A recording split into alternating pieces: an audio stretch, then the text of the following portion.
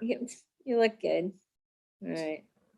5, 4, 3, 2, 1. Hey everybody, we're back. We're a little bit late because we had a technical difficulty, which we thought we would have. And we're blaming it on our guest, Jordan, because he was supposed to be here live with us. So we had to figure out how to do a live, virtual, Vegas, Ohio, from DC, San Francisco, loop through the web. But we're awesome, and we're here, and we're really happy to have Jordan here. Jordan, how you doing, man? Doing well. Thanks for asking. Thank you for accommodating my my scheduling challenge.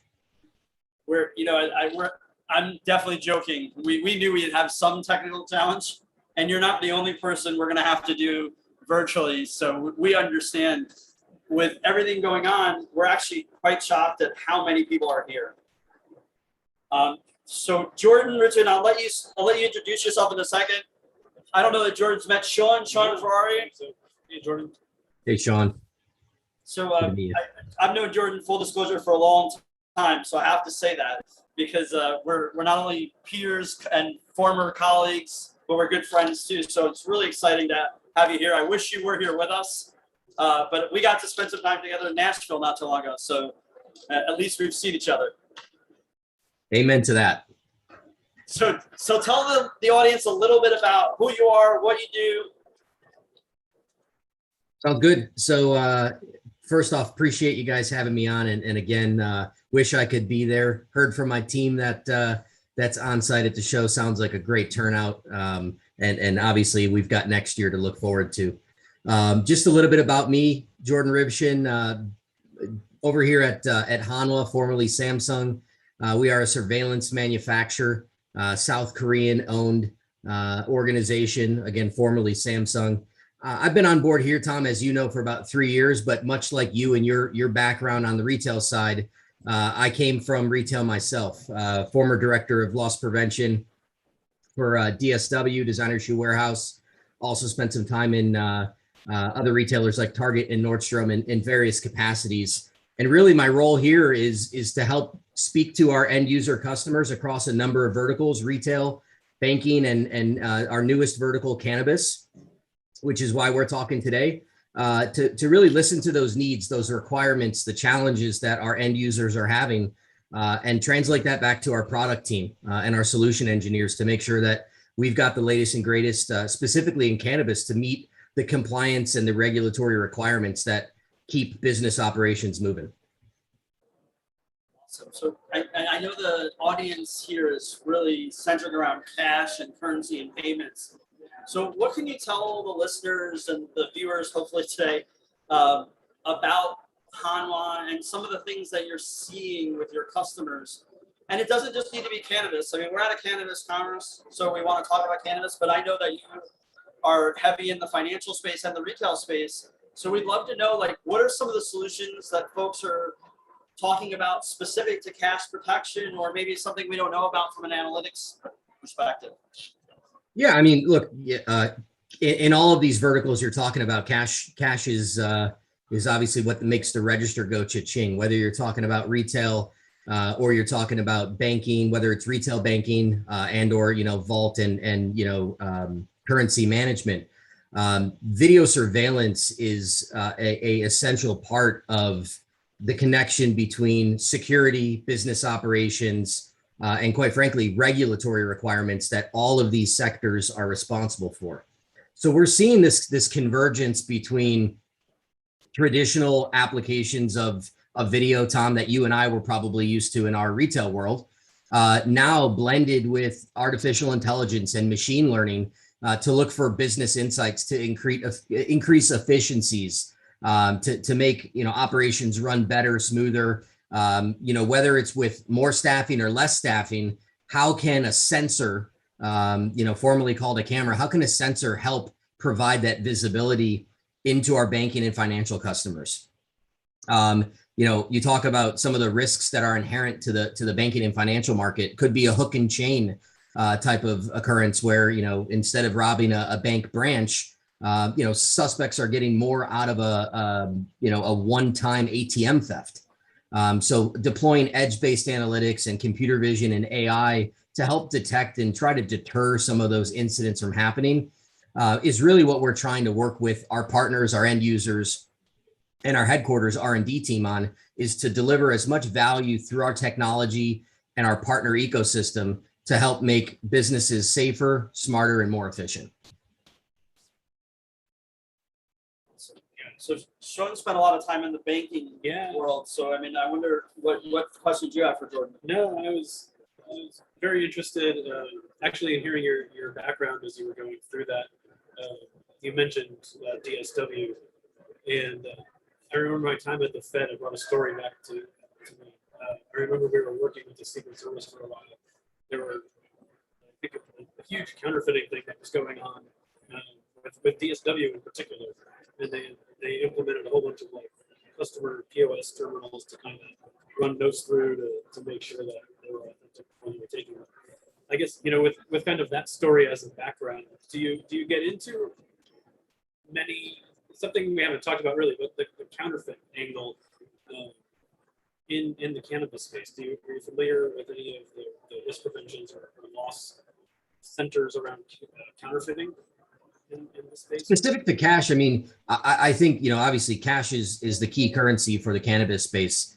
And there's plenty of solutions out there, that kind of come across retail into now cannabis. And in fact, Tom and I probably have, tons of colleagues and former peers that made that transition from that typical retail environment now into, loss prevention operations in the cannabis world. And it's much the same, but more cash, of course, in the cannabis space. So the risk is inherently more. I think there's a lot of technology that I deployed in a past life, and I was part of some large counterfeiting investigations during my DSW times. For the individual that's just getting into the cannabis space or in the cannabis space, obviously that deterrent impact of having counterfeit detection devices, whether it's a pen, a reader, a scanner, there's all sorts of different technology out there to look at US currency and other currency. That's just one tool that should be in anybody's tool belt to help obviously maintain profitability and operations. I go back to my retail days. I mean, checks used to be obviously huge within retail and are no longer really a currency that many people outside of groceries see. And obviously a lot of that had to do with fraud. A lot of that just had to do with the transition of people going to more mobile payments. But what we're seeing in the cannabis space is obviously folks trying to equip their stores, their dispensaries with things that help make them not an easy target, and call that security hygiene, if you will. And whether that's physical security or deterring counterfeiting operations from going on, if you're not an easy target, you're going to disperse that crime into another area. So I'm smirking because in my book, there's a chapter about physical security hygiene and the importance of keeping things updated and working. And I'm a former big video guy, as you know. And I always said that when you go into a store and there's a public view monitor that's not on, you start by telling the person, I'm not paying attention. The old school cameras hanging that were, duct tape, all those things encourage the bad guys. Your deterrent value goes away. So I think you're spot on there. Yeah. So I was just, it's the broken window theory, right? And if you kind of grew up in the criminology mindset that I'm sure a lot of us grew up in, that to me is such a fundamental part of how any vertical should operate their facilities, thinking about that, the premise of, if you're an easy target, if you've got broken windows, crime is going to be attracted to that area. The same thing goes for counterfeiting. Same thing goes for, cameras up in the ceiling. You're making yourself, and as you put in your book, Tom, more hygienic when it comes to that stature. what about analytics? I know you mentioned machine learning, you mentioned AI. Are you seeing any analytics specific to the cash space today? Um, you know, I mentioned some of the things around, you know, obviously ATMs and ITMs trying to look for behavioral analytics, and there's definitely some partners out there that can drive into that behavioral analytics space. Of course, our cameras on the edge have some of our cameras have AI. What I find in the cash space is you have to partner with more niche computer vision AI solutions companies, you know, like Dragonfruit, Radius AI, others that take a specific use case and can really fine tune exactly what the customer's expectation is, what that behavior is, versus putting that all onto the edge and expecting the camera to do it just inherently by itself. So we've seen some steady adoption in that space across retail, some in cannabis, banking, a little slower to adopt some of those technologies. Which is always, I mean, we had this discussion a little while ago. I'm wondering how, with the cannabis space being kind of ground up, newer, it's different, but a very innovative space right now. How much that comes out of the cannabis area will be applied to more historical areas like a bank or something like that. I know with my experience again at the Fed, you know, we renovated a lot of cash handling facilities with new video automation and the AI, but a lot of it was behavioral analytics too. In terms of what do you look for? How do you identify someone acting on patterns? But it's interesting to me as walking through the exhibit here at MJ Biz, all the innovation that's going on. The space is ripe with that in all areas that I think will apply to other areas like banking, like retail, general. Well, what I think is interesting is unlike some of the other verticals out there, cannabis obviously not federally legal, but you know, managed state by state and sometimes jurisdiction by jurisdiction. You know, there's a lot of innovation that is happening in pockets based off of what a specific, you know, jurisdiction is saying we need, whether it's seed to sale tracking, whether it's, you know, access control, cash management. And I think we're going to see over time the progression of that evolution. And it's not just going to be for Illinois, it's going to be adopted in a much broader audience. You know, I had a call earlier today with somebody talking about blockchain and how that's going to play into cloud storage and other downstream, you know, solutions. I think the innovation that's happening in this market is tremendous. You know, not to throw puns out there. I mean, it's a growth market and everybody knows it. So there's a lot of tech being thrown at it.